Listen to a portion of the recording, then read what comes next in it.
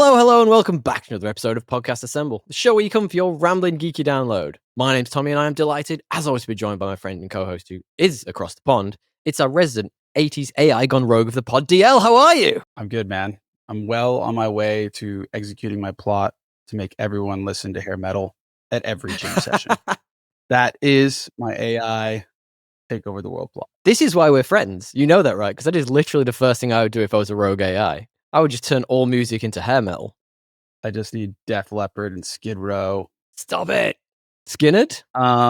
Where do you sit? In what realm do you sit with hair rock? Because like that, there's very different like scales of this. I would say that. Yeah, I would say that I'm probably actually not that into it, and that was a joke. Stop. Because my mom, I so am. so much of it growing up, man. Like the Scorpion and like all these, like she was just. But it's funny because like a lot of the stuff she listened to, that I was like, this sucks. Like then I went and listened to like prog rock metal, which is kind of probably heavily influenced by some of it. So Yeah, right. So you tell me you don't love Boston, you don't love Kansas, Foreigner. You don't love the likes of Pat Benatar. I think it's just been overplayed. I mean, if you've ever played Guitar Hero more than once, you know that it's been overplayed. If you've ever been into a supermarket in the US. Yeah. How are you, mate? It's been a minute. I'm good. Yeah, I'm good. It's not been too long, but we're surviving.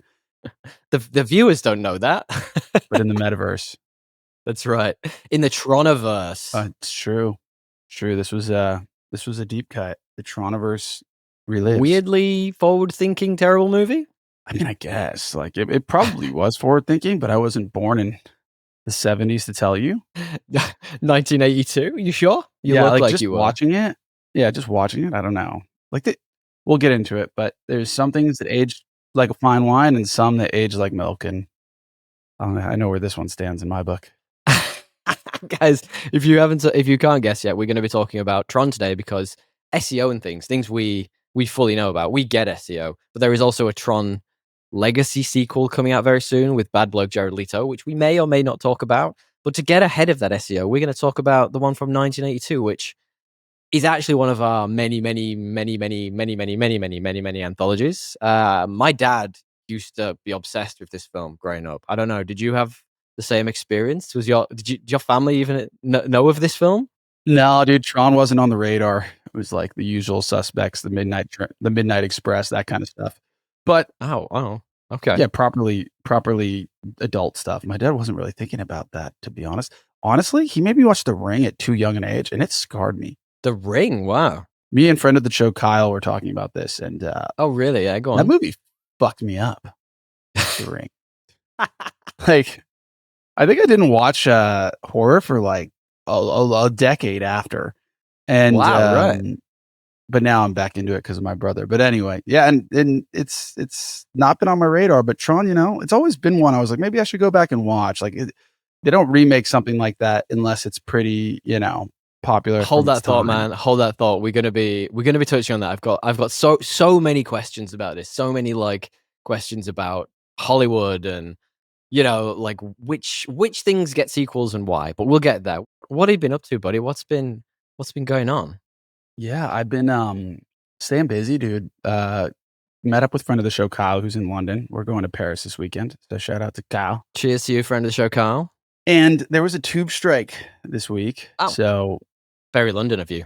A very British of you. And in my hour and a half Uber or hour and 10-minute Uber ride to avoid my hour and 40-minute train ride that should have been 30 minutes. I basically finished dude, it was a nightmare. That's the longest day. Yeah, I finished the Wheel of Time books. You were there so long, you finished the entire Wheel of Time series. Yeah, it's a pretty large book, so that shows you how much time I had. No, and well, at least I finished the actual novel part because when I got to the end, I realized there was 100 pages of glossary. What? 100 pages. Like, oh wait, like an appendix? Or like like this is what each thing is. Like, oh, that's like fine. All the lore. I mean that's the same wild. With Twadum, right? Twadum does exactly the same thing. It does, but it's like 4 pages. This is literally 100. Fine. The book I'm writing is going to need a very large index at the moment. I've realized I'm like 2 chapters in, maybe. and I've got all this stuff, and I'm like, oh fuck, I'm going to have some way of explaining this because it's just going to be thrown out there. I kind of think like I don't know. I like the way like Red Rising does it a bit, but I like the way where it's like you're kind of figuring it It's out through the simplified in Red Rising. character's eyes. Like you don't need to know it all. You just need to know like a bit of context around it. And then Yeah, yeah. should you want to expand it, you do. But like, because I'm ready. I get caught up in trying to build the lore, and it's like it's just there's too much. You can Same, keep going, same. and so I think you need to like kind of just build the economics, the pressures of the world, Hmm. the major conflict points, and like the lore that shapes the character's background. And that's like, and then just go from there. But anyway, this guy did not do that.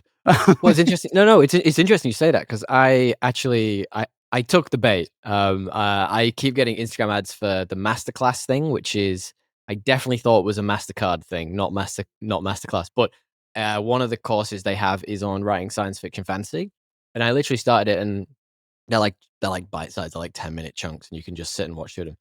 And the person who is doing the class, whose name has completely gone from the top of my head, she expresses that her opinion is you need to know all the minutiae. You need to get right down to things like the cycles of the moon and stuff like that. So like it's in your brain so that while you're writing the story, even if it isn't necessarily up front, it's all affecting the world. So you need that in your head. So that's really interesting that that's how you feel. No, I mean, I would agree with that. Like, there's certain things, yeah, for sure, that you need to have. But like, I don't know if I need to know who like the king from the fourth age of that was mentioned once and his entire background. You know what I mean? Like, it's like, okay, cool. There was a king. You don't need to really know much more. Anyway, it was more funny because I was like, I thought I had another 3 chapters, but I just got to it. And there was like literally just a bunch of glossary terms. You just ended it. And well, we're skipping ahead here, but like, you recommend? You think is good enough to dive into? Yeah, it's got its issues, but I enjoyed it. It's like a beefed up Fellowship. Okay. Like it's like a beefed up, more Fellowship's modern Fellowship of the Fellowship's Ring. my favorite one. But it's like it's the analogy is sound. Like it's basically we went from here to their story. The world is changing, and some people are thrust into it. It's there's a bunch of guides that are much more across this world and how it's changing that don't tell those people everything. There's like I don't want to spoil much. It's out from the 70s. I would highly recommend. Apparently, it gets way better, and I really enjoyed this one. I've heard that. And then it gets really sure. bad for a bit, and then it gets way better again. But given there's 14 books, like I think I've got a while till it gets bad. I'm sure we've talked about this before, but is this the one Brandon Sanderson finished? Yeah, so Sanderson, I got some more details on that. Because Kyle was giving me the debrief. Sanderson essentially only had like 1 book out, and it was like doing moderately well, nothing compared to what he is today.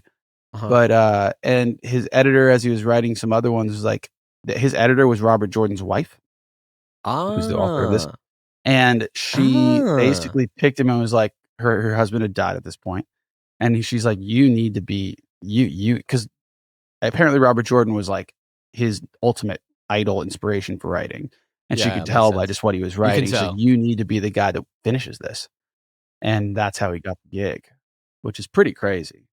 Must be nice. Like that's like nepo connections, like but it's also like right place, right time. Like the prepare, but like being prepared for it. There's so much luck in stuff like that. Yeah, absolutely. But you have to be prepared. Right? You have to be writing. You have to be like so. Like it's just interesting how the world works. But good for him. And I heard those are the best ones by a couple different people, which is crazy.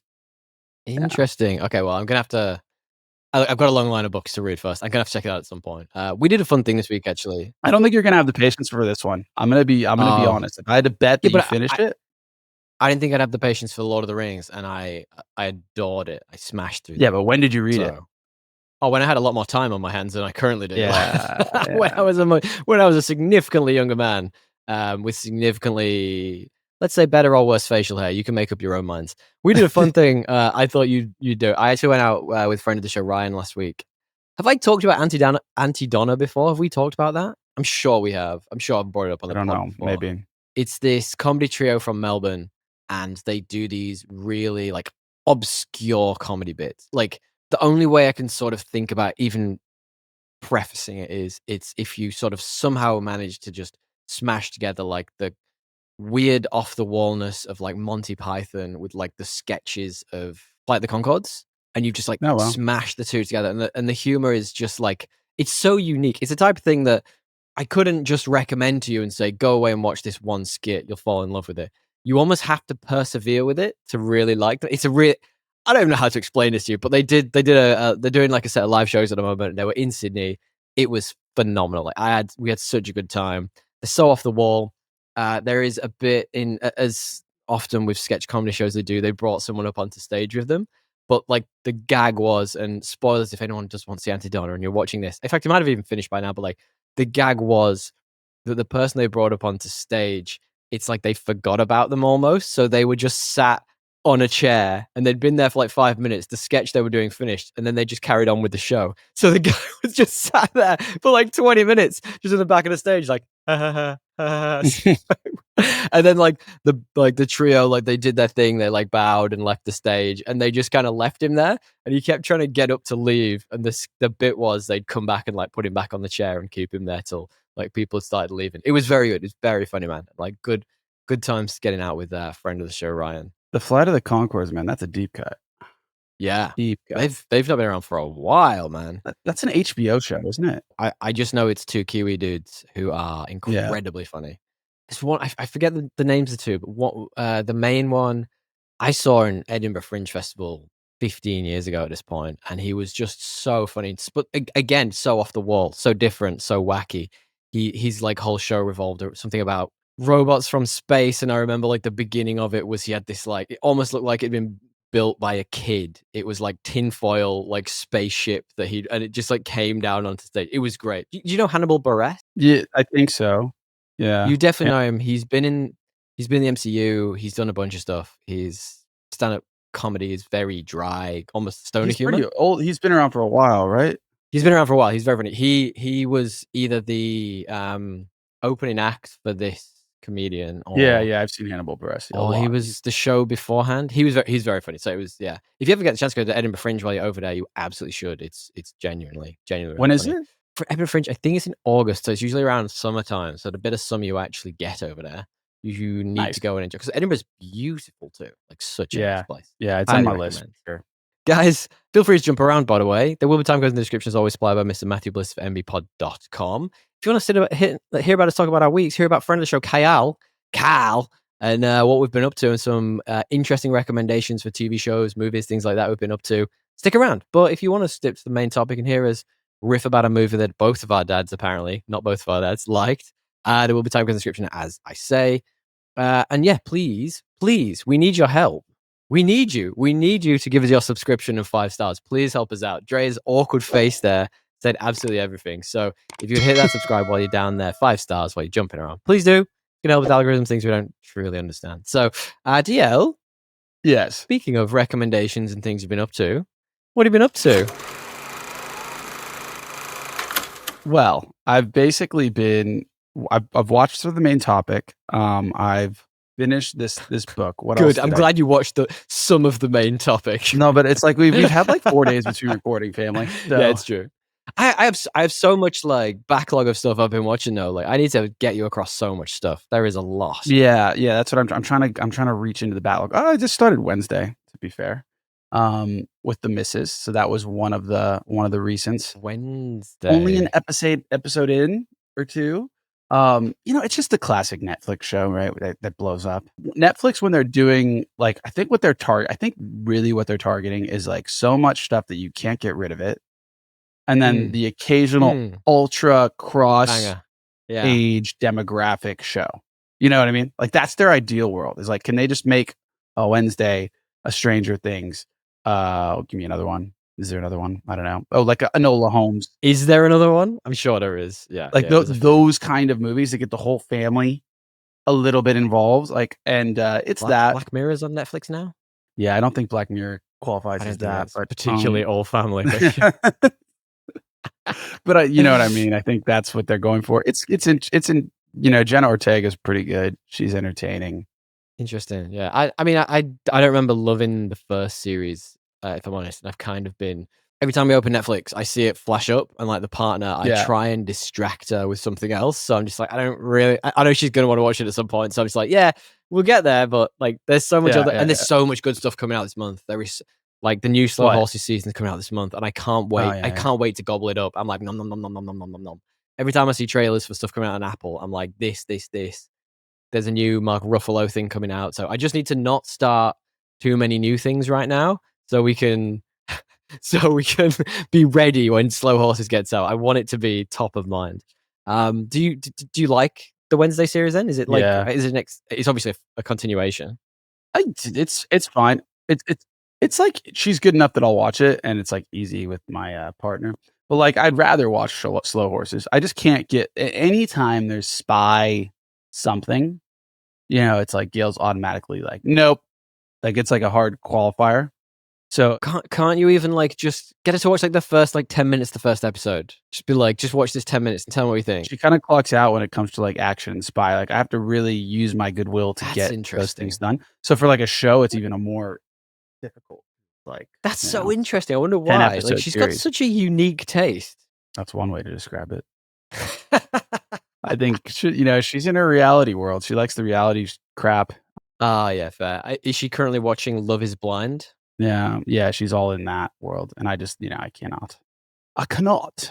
Yeah. I let my partner do that when anytime I'm not here. I will make time to go out so that she can Yeah. watch her shows. I'm like I'm gonna go see Friends of Jacob for like an hour. I don't need to see this right now. We actually, speaking of TV shows, we finished one recently that I think, I mean, it's in that same sort of vein that we were just talking about. And I think you would probably like it. It's called MobLand. Annoyingly, all one word, but the L is capital. I don't know That's why, in but Netflix, that isn't it? alliteration really winds me up. No, I think it's Amazon. It's got an incredible cast. It's Tom Hardy, Paddy Considine, Lara Pulver's in this, Helen Mirren's in this, Pierce Brosnan's in this. It is a phenomenal cast. It is good, but it is not great. Like there is something that isn't quite there. Like there's a lot of hammy acting.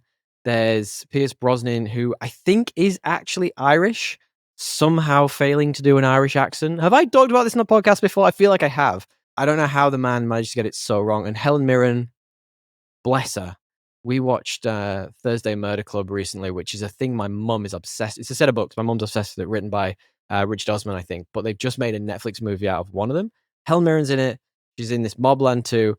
Whatever she has done to her face, plastic surgery wise, needs to be undone immediately. It is just no bien. It's bad. Like it's like she looks like a cat. She looks like a cat. She's got like so much filler in this part of her face. It's like sticking right out. And I'm like, I'm distracted. I'm trying to watch the show, and I'm just lost looking at her and how bad her accent is. Anyway, there's some great performances in it. Tom Hardy's obviously great. Paddy Considine's wonderful too. He's a favorite. Actually, I love that guy. The story is, as I said, it's good. It's not great.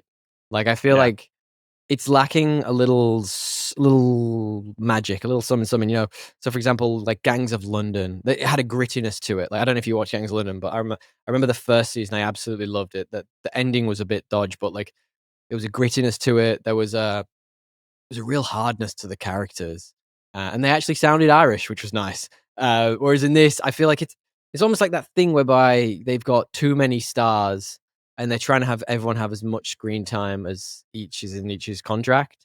And I'm a bit like, just tell me a good story. Like, I think you would probably like it. You like shit stuff, so maybe check it out. But like, don't get your hopes too high. Okay, well, honestly, I don't have time for shit stuff these days. So if it's mediocre, yeah, we've talked about this. I move on. Yeah, I move on. People like it, man. People do like it. Like it's got a good IMDb score from memory, so you never know. It could easily just be me. Like you know how picky I am. I'm a picky little bastard. This is true. That was a nice little Irish accent. It's an 8.4 on IMDb. Just saying. Oh wow, that's actually quite high. Maybe I do need to give it a little listen, a little watch. Check it out. Maybe check it out. Yeah, I've been doing the audiobook thing. You've been listening to?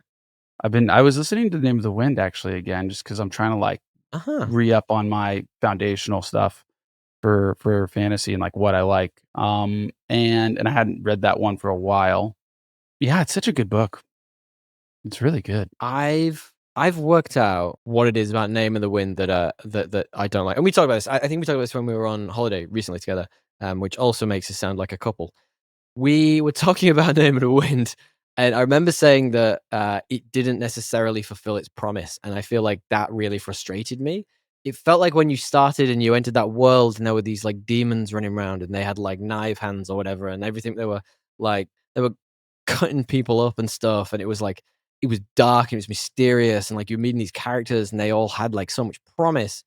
And then the world you were then thrown into like 2 chapters later made you kind of go, this is a school academy thing. This isn't really what I was expecting.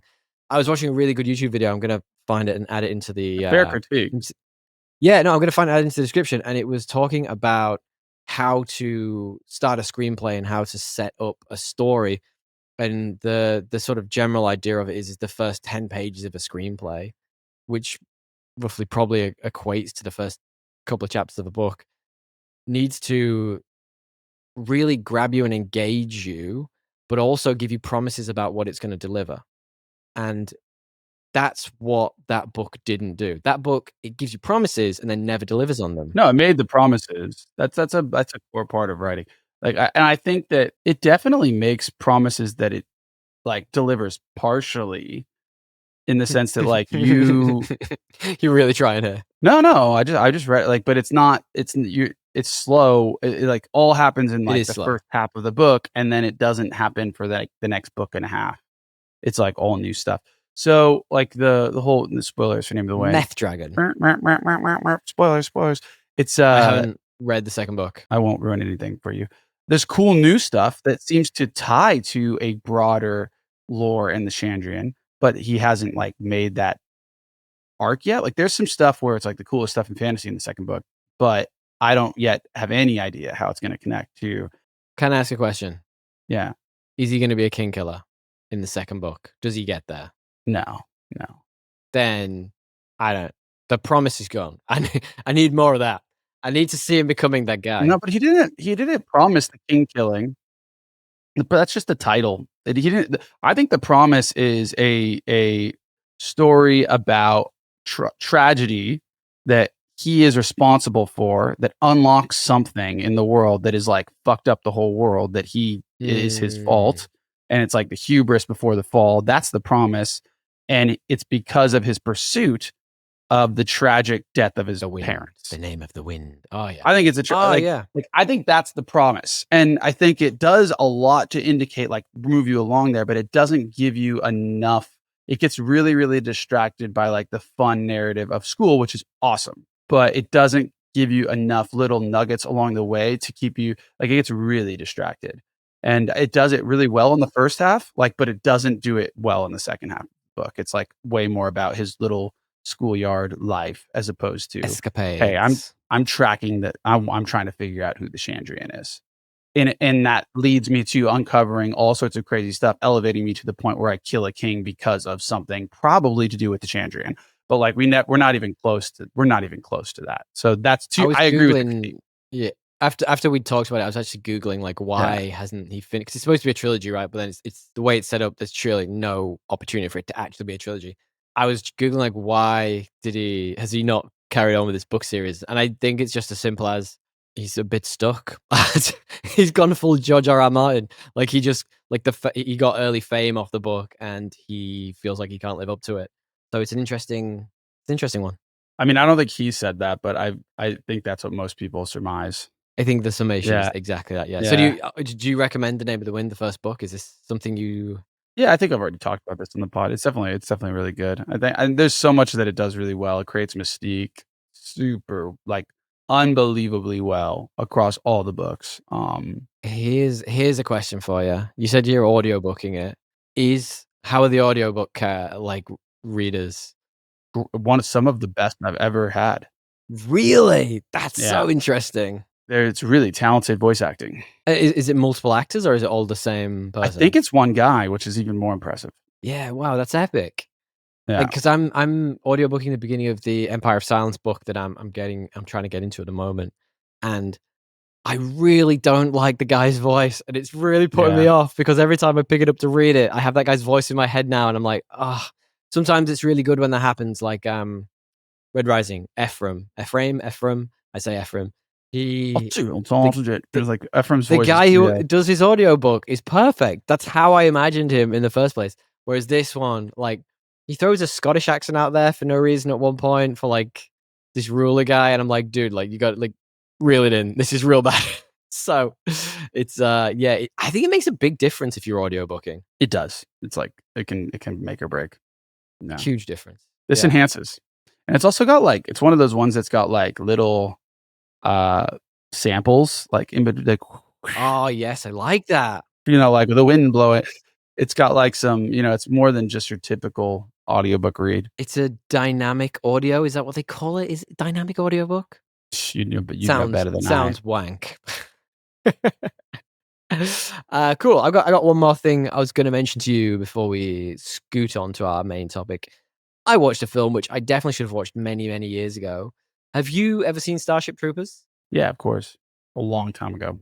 I hadn't seen it, so we finally got around to watching it, and I thought it was really enjoyable. It had a weird like gloss to it. I mean, I get it. Like, I get the whole it's like a retrospective or almost like a propaganda for the war machine. I just liked how they did it. I thought it was really like interestingly done. Probably better than some do it nowadays. I forget the plot. Other than like they're going and killing bugs. They're going to space to fight these bug aliens, and that's pretty much it. That's pretty much the whole story. And then there's like Denise Richards is there. I don't need to say anymore. She's great. Love her. She can just be anywhere. But there's like this whole like love thing between who should he end up with, and it's obviously the other person. But like someone thinks someone's dead, and then someone else dies, and like I think it's because the story, like it's pretty bare bones. Like it's not exactly like it's not pushing any boundaries of storytelling. But if you're looking at it purely from the perspective of it is a satire of, you know, war and propaganda and the Victor writes the history books type thing. Yes. Very interesting. Got a lot going for it. And I think at the time it got written off when it first came out. A lot of people were like, it's a bit, who knows about this? But I think the retrospect of it makes it a good watch. I enjoyed it a lot, actually. Denise Richards is also awesome. She should be in more stuff. Bring her back from wherever she is. Where is she? I couldn't tell you. Where did Denise Richards end up? She would have been really good in that Naked Gun reboot, which they had Pamela Anderson for. She'd been really good in that. Did you like that? I will tell you more about that next week. I did go and see it in the cinemas. We'll talk about it. We'll talk about it next week. I'll give you next week. Next time we record. We do this every 2 weeks now. I'll tell you more about it then. So, guys, if there's anything you recommend that we haven't talked about, hit us up. You can find us at Podcast Assemble or thepodcastassemble.com or our website, www.podcastassemble.com. It's going to be on the screen somewhere. Matt puts it on the screen. Matt does such a good job. He puts these things on the screen for us. So you can see it. You can just take it. Go and send us an email. Send us memes, send us news, send us reviews.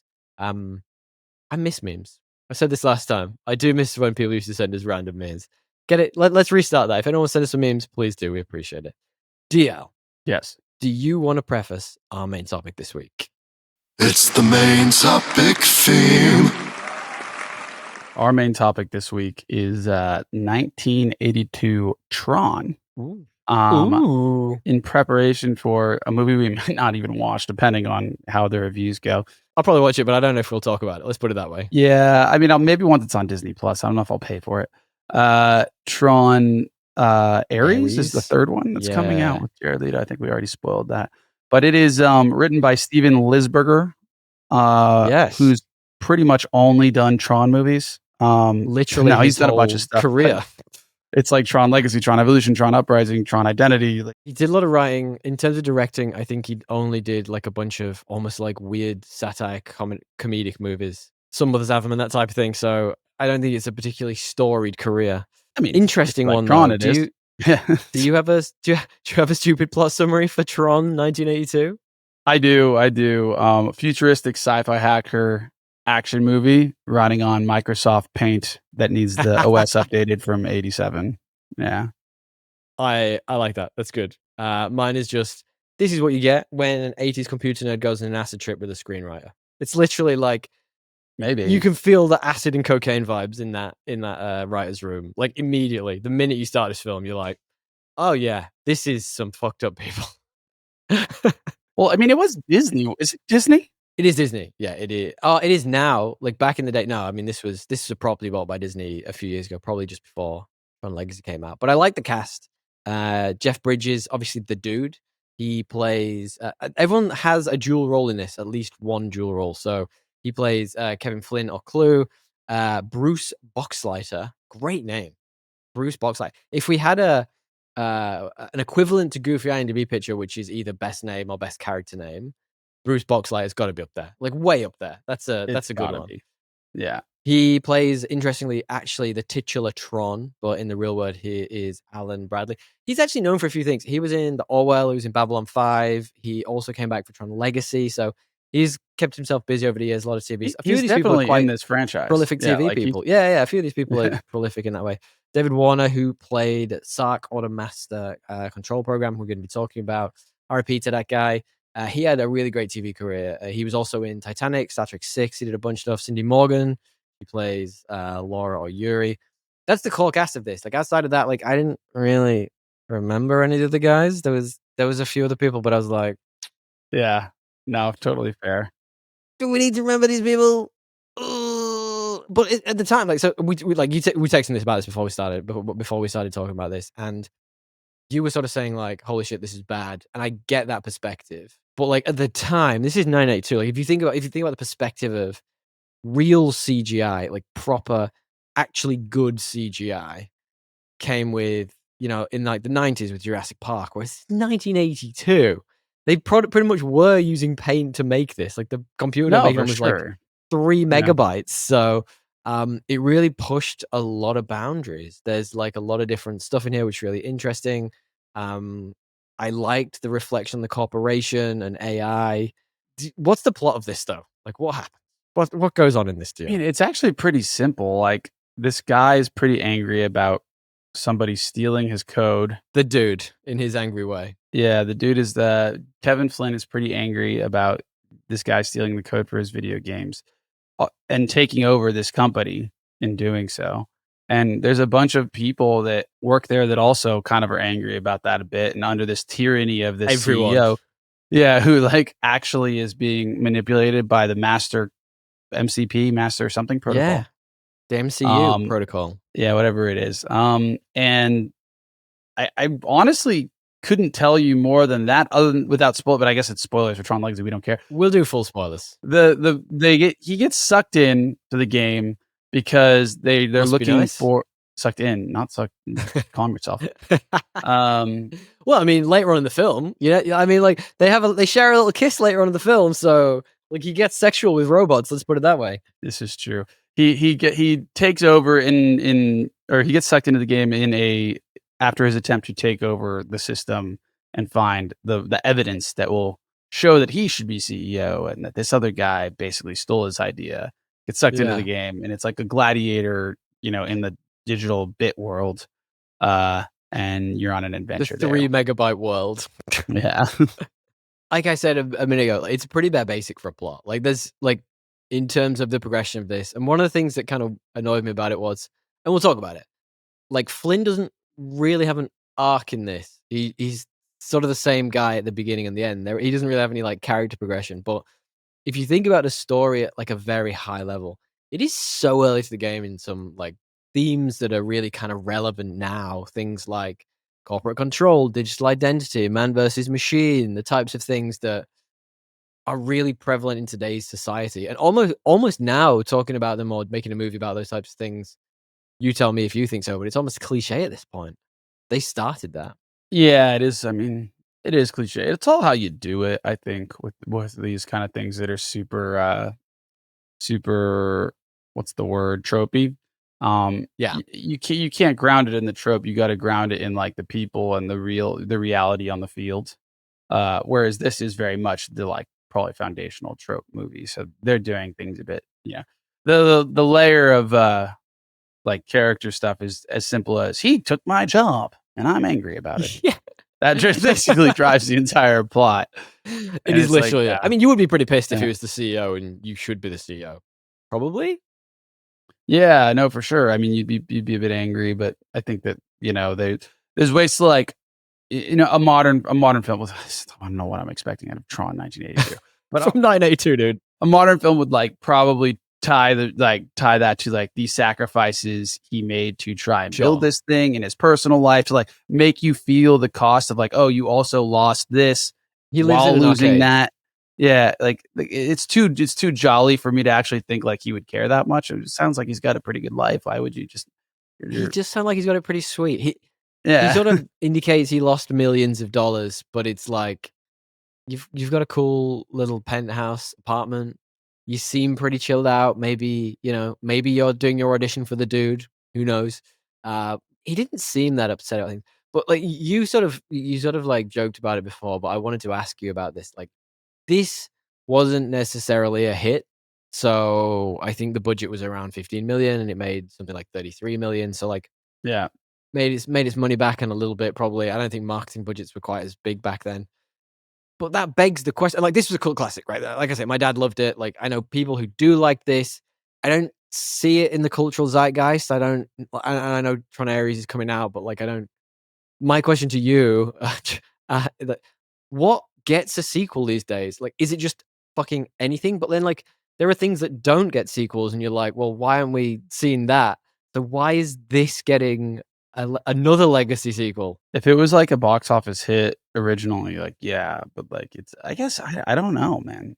It's weird, isn't it? I think it's just like original IP is probably just harder. It is. It's just harder. Literally, I think it's probably just harder for like, not that it doesn't exist. A ton of writers are out there making original stuff, I'm sure. I think it's just harder for the machine to get it made. And that's just like a basic incentive. Like if everybody's job, it's harder to do the one thing and easier to do another. You in the bureaucratic machine are going to generally tend towards what's easier, not what is the right thing to do, for creatives and it's it's probably just the bureaucracy set up that way, right? 100%. And it's like, it's quite clear that the mid-budget movie it's pretty much extinct at this point, right? You can probably get a low-budget movie. I think of a lot of the horror films that come out at the minute, they're so low budget, but they make a lot of money. That's why they keep churning them out. That's why that low budget sort of like genre, it's almost a genre of its own at this point, sort of like sticks around. But that subset of $300+ million movies, like a movie that comes to cinema nowadays is going to be minimum 250 million. Like, you don't hear about a movie that gets to cinema that isn't over that sort of budget cap. And a lot of that is to do with, like producers and CGI and all the things that come with having to put together a big production. But like, that mid-budget movie is kind of dead. And that's where a lot of the interesting creative stuff came from. That's where you get like things like Die Hard. Like, that wasn't a big budget movie at the time. So like, and you get people being able to take creative chances. And when you see things about like The Rock, and A24 is perfect for this. When you see things like The Rock doing that, the Smash movie, what's it called? That sounds like a porn film. That definitely does not. I was going to call it the Smash Bros. I was like, that's not what it is. Like that new Benny Safdie movie is coming out. The Smashing Machine with The Rock. Like, you see him doing that, sort of like taking like a creative chance. And I'm like, you don't really though, are you? Like, you're doing a mid-budget movie, but you're not really taking like a creative chance. So like, it feels like this would sit in that. Yeah. No, I hear you. Like, The Rock is the worst. I could have thought of any other A24 movie, and I went with the one the fucking Rock is in. No, like, I guess my point is like, he's probably typecast as like a blockbuster dude. Well, he totally is. He did an interview just the other day where about the Smash Machine movie. Like, watch it. It actually looks pretty good. He plays I think it's a UFC or a mixed martial arts star who is basically the wrestler, but for mixed martial arts. I don't know if you ever saw that movie. Good film. Totally shouldn't fight. It's his passion, so he has to do it anyway. And Emily Blunt's really sad that he's going to do it anyway.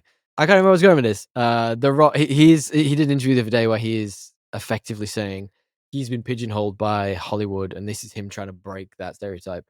It's interesting because there's a reason. Look at the way he looks. Right. But if you look at other wrestlers like, Batista, he's lost all that weight now. He's tiny. Like, that's my point. Yeah. Like, if he really wants to go not be typecasted as the big brawny action blockbuster dude, stay off the roids, bro.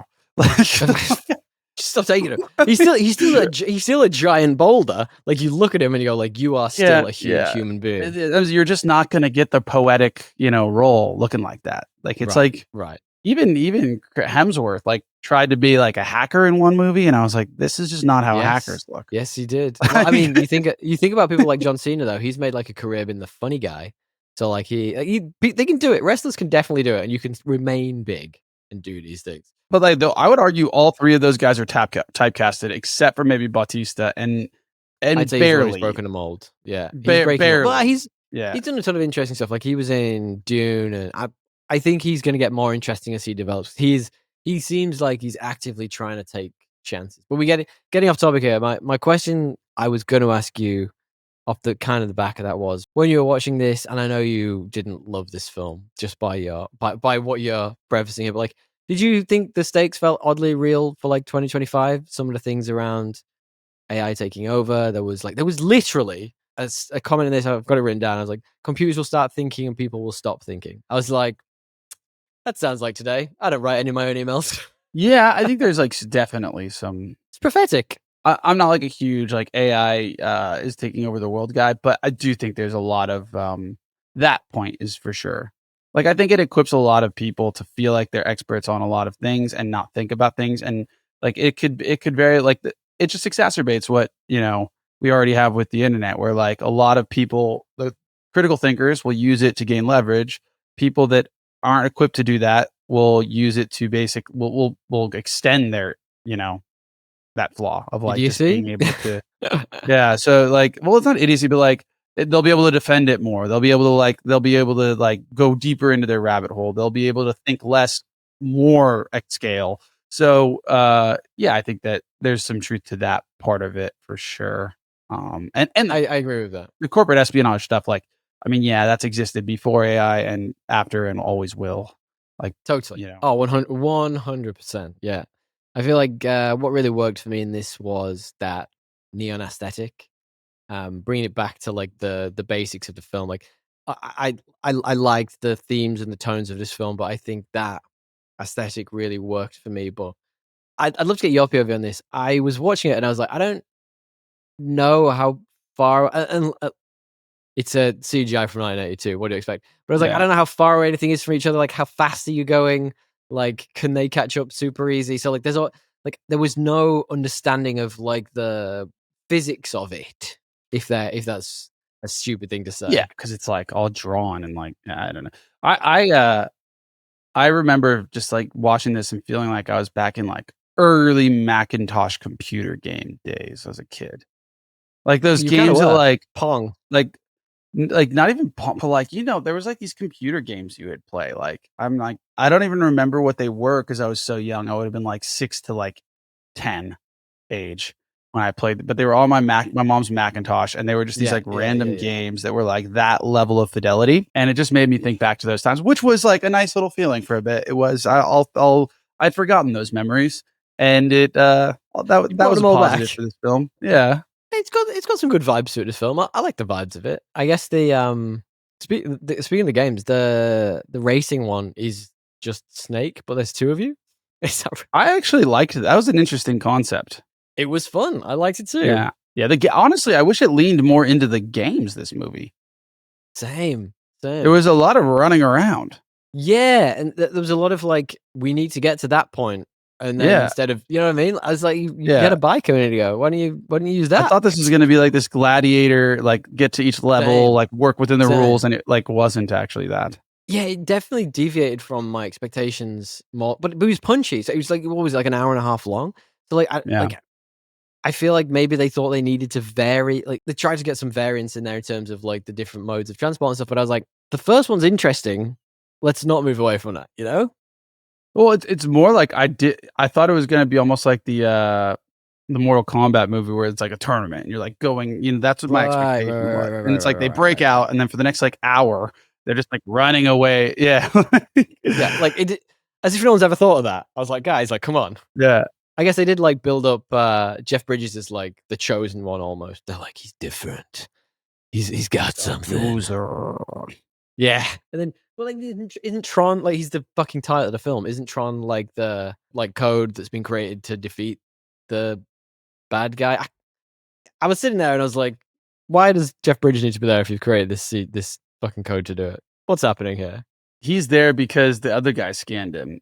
right? That's fair. And wanted to like, and it was more like a hubris thing, which actually would have like been interesting if they like towed that line longer. And Oh, any proper themes would have been great in this. You know what you're saying about like having the memory of like some video games you played growing up. I actually got a lot of that too, but more from like the sound design. yeah, Like when I was watching it, and you were watching the games, the actual sounds in the games really they were very unmistakably 80s, and it really got me in the feels at points. I was like, this is so cool. Like these are things that bring back core like childhood memories for me. yeah. Like meaning like when you have that moment of like something old that like triggers something that uncovers like a Right. a I'm feeling that triggered. you hadn't felt in a while. Yeah. Yeah, let's be honest. The hardcore frisbee on acid was utter fucking nonsense. Like, what was that? Like, what are the rules? Like, how do you actually win? Yeah, I didn't mind that part. I didn't mind any of the Gladiator games. I was down. It was like I had fun with this film. I had fun on many levels. Like, I was enjoying it a lot. The performances, not so much. yeah, fair enough. It was very much of that 80s like mold though, where it's not really like acting, is it? It's kind of just a lot of people just shout their lines or say them quietly and move on. Like that's that's the variance. This is like Yeah, it's very like it was very campy in that way, like in right, some respects, where right. I was just kind of like, what about Jeff Bridges? I liked him. I thought it was fun. He was kind of just like cheeky the whole time. It was interesting seeing like a younger him. Yeah, yeah. That made me want to like look at his back catalog because I really only know Jeff Bridges with gray hair, to be honest. Absolutely same. And I was looking, his back catalog is extensive. And like to me, he popped into being as the dude. Like that is like the first memory at all I Yeah. have of him. So I'm like, what did you do before? What did you do before that? Like where you been? Like tell me about your life. Like I want to know more because he's a bit of a heartthrob in this. Yeah, like nerdy heartthrob, like that Yeah. cheeky nerdy. Yeah, Come on. yeah. Come on. It's called Tron. Like come on. He just got a natural charisma though that kind of like drags you in. Yeah, there is a like, charisma in this that that's different than his other stuff, and I think it's just the youthful. definitely more so than his co-stars. I found them a bit like wooden, like, and the weird love like triangle angle. I was like, what's happening here? Like, what are we doing? Is this going to be a theme in a film? And then when he like kisses like the virtual version of Laurie or whatever she's called, I was like, Yeah, that's weird. let them That's have real weird. AI relationships, dude. But he's not AI. He's literally a man. Well, that's happening today. People are having AI ChatGPT girlfriends. It's okay. I've seen her. Good film. Well, find solace where you find it. Real good film. Are you trying to tell me something? Are you telling me that Gale isn't actually real? Is this happening? No, I'm just worried about those people. That would be my bigger worry. Yeah, with the AI stuff. What did you think of the villain? It's fucking basic, isn't it? Yeah. Sark is very the same guy plays three characters. He plays Stark. Oh my god, I can't even remember his goddamn name. The evil corporation owner who is, it's written right here, David Warner. But it's Ed Dillinger, that's the name. And also he plays the Master Control Program. Bit one-dimensional, but then he played three characters. So can you say that? That's the thing about these, like, and I'm kind of struggling with parts of this in my own thing I'm trying to write. When you have like an AI overlord or like a computer overlord, like by design, You're gonna say overlord. You're gonna say weird. You're gonna go full overlord. By design, overlords are inhuman and like kind of wooden and not like great characters. And so you have to, I think that's why a lot of books don't go that route. They try and humanize like the good ones, like Red Rising, like AI is just gone, right? They're like, oh, we've banned it. Dune, we've banned it. Like a lot of worlds kind of take it off the table. I think because it's such a like hard thing to make interesting as a villain. One of the inspirations for at least the world of my book is Horizon Zero Dawn, and they do an interesting thing with it, that it's kind of this lingering thing in the background that's kind of almost like the hairs standing up on the back of your neck, and you're finding out things about it and how previous humans had used it. I find that a really interesting way to go about it, whereas this is just kind of like, yep, he's taking over the world, and now he wants Chinese in his database. I was like, that's a weird thing to say. Surely you'd have Chinese. Maybe not. It's a different. And not in the 80s. True, now, it's a different era. Yeah. The internet isn't there at that time. That's totally fair. I give you that. I tell you what, I did think about that. The Sark character. I couldn't look at, and this is a total random aside, but I couldn't look at him and not be like, that would be way cooler if that was Alan Rickman playing that part. Do you not? I don't know why. Like, he kind of had a bit of Alan Rickman about him, but I was like, That's actually fair. That's such a better choice for that role, right? I don't hate that take. Yeah. He was just a much worse, older Alan Rickman. I was like, come on, give the people what they want. That's cool. I mean, Alan Rickman's another one with a back catalog that I haven't really fully like. Great He's back in Die catalog, Hard. yeah. I haven't really One of my seen the favorite. other stuff other than H-Pot. Yeah. He's been in so many good things. I'm a big fan of Alan Rickman. Even his like early stuff. He came from like UK TV. He was I'm not gonna say a late bloomer, but he wasn't always the film star. Let's talk a bit about the ending to this. Yeah, What did you think? I mean, everything works out in the end. Yeah. You know? Yeah. He just and this is what I meant about Flynn not really having an arc. The only way to sacrifice to kill the MCP is to sacrifice. It was kind of messiah.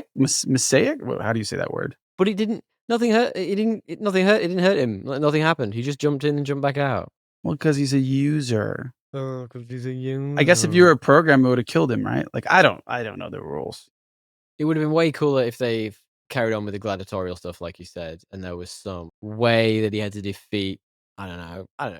There just has to be more than him jumping into a big, agreed, fucking light head. Agreed. And then coming straight back out. I mean, it's not great. No. I agree. It's not great. No. Again, like, none of that is that interesting or that prophetic in terms of that, like the broader scope of this movie. So why is it getting a legacy sequel? I'm just so baffled by it. I don't get it. But I think to your point, like, it's a bit, if you're gonna make, I think there was an opportunity to make the gladiatorial games like a kind of like metaphor for like hacking and like a metaphor for like dueling AIs, but not like with code, because how do you make that interesting with movies in a movie? And they like kind of like knew, like it seemed like they knew that and they set it up, and then you're right, it just kind of digressed to classic cocaine plot. Jump into the shiny lights. But quick film, I called it. Yeah, I'm gonna be honest. Like I think I said this in our chat. Like Howard the Duck was better, in my opinion. Oh, don't be. Come on. I understand. I enjoyed watching Howard the Duck more than this. I understand why during its time it would have been like really the Lost podcasts. That was a long time ago. I did have two questions for you about that ending. Firstly, so the ending effectively is Flynn jumps into the MCP, causing it to freak out for a split second so that Tron can defeat it, and then he comes back out all Jesus-like, arms askew, and he then just gets transported back into the real world. But like, surely there's a real possibility that destroying the MCP before leaving, that he would get stuck there because that was his way in and out.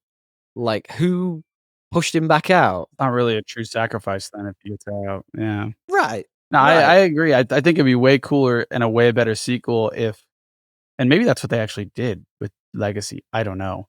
But I've seen it. I can't remember it for the life in me. If he gets stuck in there and he did sacrifice himself and then becomes the new villain, that's such a more interesting movie. So in the new one, he doesn't become the new villain. He is in there.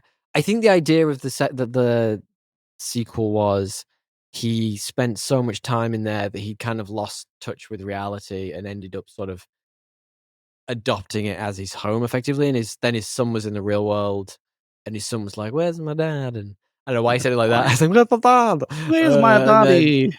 His son then has to go in to like bring him back or whatever it is. So they tried. They really tried. But like my second question to you is then like, why does Flynn then just become the CEO? Like, so like, I mean, admittedly, like maybe he found the files he was looking for, but there's no indication of that. But like, there's this great scene where like a helicopter flies down and you're like, I guess the CEO's back, and it's really obvious who's going to step out of the helicopter, but there's supposed to be like a moment of tension, and it just Flynn hops out. And you're like, why does he become the CEO? Surely someone's better qualified. It's just because 80s movie. It all works out. Movies. Yeah. No, there was no board meeting. I agree. How did this happen? Exactly. He just gave them all cocaine and they all just carried on with life. Yeah, I mean, look, you got to take what you expect. You got to take what you get with a grain of salt with movies like this when you go in. And I always come Right. in from the like, this is what I like and this is what I want. Like, if I'm gonna go see a CEO takeover, I want to go see what's that word? Succession, essentially. Like, make it more like Success, like Right. that. Like, go to the best of. But this is like a fucking 80s arcade movie. Why do I say things like that? Because I'm annoying. So yeah, Of course. You've gotta like suspend that disbelief for just a minute. I do have a couple of Tommy's miscellaneous notes before we move on, if you don't mind. I did kind of mention the first one. The first one was just the bike game is just Snake, but with motorbikes. yeah, and it's a good game. Probably a better game than Snake. Yeah, I would say that'd be really fun to play. Shitloads of fun. There was a scene when character who we've not talked about, Ram, really good use of computer terms there, guys. Ram is dying. The code, whatever he is, and him and Jeff Bridges are like real close, having like a real intimate moment. Two people who've barely spent any time on screen together, having a real intimate moment. And all my Him and brain Ram. could do is that thing that I've told you about. That when I'm watching a movie with the fiance, there'll be like two characters on screen who are absolutely polar opposites or like enemies or whatever, and they get real close together, and I just go, kiss in her ear. Oh And God. it really pisses her off every time. But that's all I could think of in that exact moment. I was like, it's gonna kiss him? That's a bit fucking weird. Final miscellaneous thought was just this is all cocaine and acid, right? Like that writer's room is just pure 80s like insanity. I mean, maybe. I don't know. Probably. They should Timeline, bring that back sometime. script. I'd like to see what they'd make these days. Oh, no, I do, dude. It's not good. No. No, I it's mean, a like, if you think terrible about the idea. sensibilities of right now, like, get some ideas, Flair, man. Get some, open your mind. No, Get that that's the DMT problem. in you. Do some Joe Rogan. Maybe that. Yeah, that I would be okay with. Right? Same, but different, just in less high doses. Let's do some tones and themes. So for anyone who's new to this, we talk about the themes of the movie. This is one which isn't necessarily that deep or overwhelmingly thematically interesting, but we touched on a couple. There's the AI piece to it, which is way ahead of its time. There's corporate greed, there's manipulation, those types of things. Like, what do you reckon? Anything we've not talked about? I mean, innovation versus corporate power. Right. Right. Individual versus like control, freedom versus control. I guess there's definitely like a man versus machine element, as well. Especially when he kisses Laurie, he's definitely going against it. Man in machine. Man in machine, baby. Gross. It's a weird fucking film. What are we talking about here? Do you want to do 3 best, 3 worst? What do you got? You got any? I know you've definitely got some worst there. I mean, like the concept of like the gladiatorial digital games is interesting. True. Um, I'm in for that. I think that's good. I like the concept. I like the. I tell you what I really liked in this, and this is kind of niche, but I really like the use of darkness in the film. So there was a lot of black. It kind of it made me feel like it inspired the Batman the Animated Series from the late 90s, early 2000s, where instead of drawing onto white paper, they drew onto black paper and lightened things. It felt like it started black and then they brought light on top of it. So I thought it was really interesting. It was an interesting way to create the world. And there was a theme about light and dark specifically. So all of the scenes when the NPC was in control, it was dark in whatever world they were in, as in it was like nighttime, or the world was specifically dark when they were in the computer. And then as soon as the NCP lost control, like dawn broke. So it's like there are these themes of light and dark, and like it's pretty goddamn tentative, but like I kind of like that. The best I could come up with. Jeff Bridges. I mean, always interesting to see him and just his like bombastic charisma. He does have a charisma. I like him. I feel like I need to watch more of his stuff. It's a different kind of charisma, but yeah. I mean, True Grit is like an all-time movie for me. The classic remake. That's all I got for good. Bad. I mean, story, the acting, just some missteps, some it's just very tropey. You're not watching this unless you're weird like us, to be honest. In 2020, or you want to watch a cult classic. People love cult classics. They go back to them all the time. Yeah. Look at My Old Man. Used to watch this plenty. Agreed. Probably more worst and best this week. Yeah, I could go. What I can I could go say? on, but we've already talked about them. I won't be reductive. Let's talk a bit about the critical reception for this. Modern critical reception, of course. Can you guess me the current IMDb score for this? I mean, it's hard because like IMDb was so far after. Maybe 7.5. It's gonna go in the middle. No, it's a 6.7. I don't know. Maybe there's people that like loved it. Well, I feel like these scores are pretty reflective of how you feel. Actually, you know what? Well, I Maybe not. guess like that's the point. IMDb is such an older thing than it would be like. I mean, it's a newer thing, so it'd be like all people like Well, me. all of it is. All of it is. Yeah. What do you reckon the Rotten Tomatoes score is then? I mean, it's 50. You were closer with your IMDb. It was 73. I feel like that maybe has rose-tinted spectacles on it a fair amount. Like, this has got a lot of critical, as in from critics, has a lot of love from them. So, like, I see why that's high. Odd. Finally, then guess me the letterbox score. It's always 3.6, but never 3.6. This is gonna be like 3.2. Yes, it's 3.2. You got it, my man. On the money this week. I love that for you. What we do now, ladies and gentlemen, we talk about our rating system. Now, for anyone who's new or hasn't seen this before, we ask a very simple question. The internet is binary.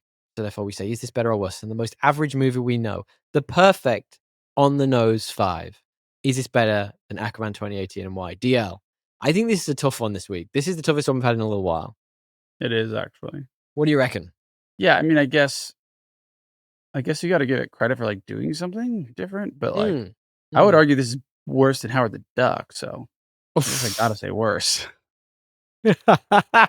Oh, if you're gonna go that deep, jeez. I guess I gotta say worse, but I mean, I take you. I'm sure you'll say better, and I understand why. Man, I said this up top. This is one of my dad's favorite movies. I get it's a cult classic, but watching it back, I don't think it holds up.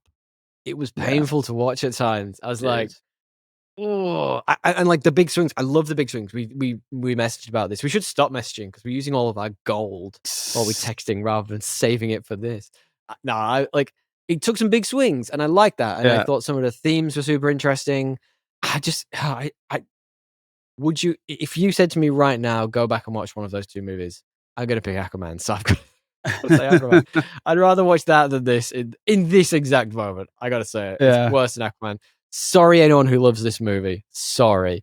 Let's finish up then with a little bit of trivia, true or false. You keen for that? Yeah. So excellent. While the film, trivia, true, trivia, false, DL. While the film was a commercial quotation marks failure, the arcade games based on it proved to be a tremendous hit and actually outgrossed the film.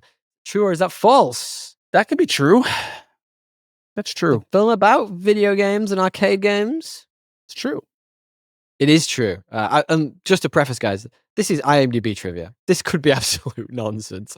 But yes, that is, according to IMDb, true. Okay. Trivia true, trivia false. I've done the same one twice, so you're only getting 3 this week. Trivia true, trivia false, DL. This actually won a sweep of VFX Oscar Awards. Is that true or is that false? The Full House. I mean, that could be true. I'm going to say false. It is false. It was actually disqualified because at the time, it was actually contentious because they believed that using computers was cheating. Look at them now, baby. Look at them now. All the computers ever. Yeah, mad. Isn't that wild? Buck wild. All right, finally, trivia, true, trivia, false, DL. The state-of-the-art computer used, I'm putting massive quotation marks around that. State-of-the-art computer used in the film's key special effects had only 2 megabytes of memory and 330 megabytes of storage, which is batshit wild if that's true. Is that just like a thumbnail today? It's nothing. It's barely anything. 2 megabytes.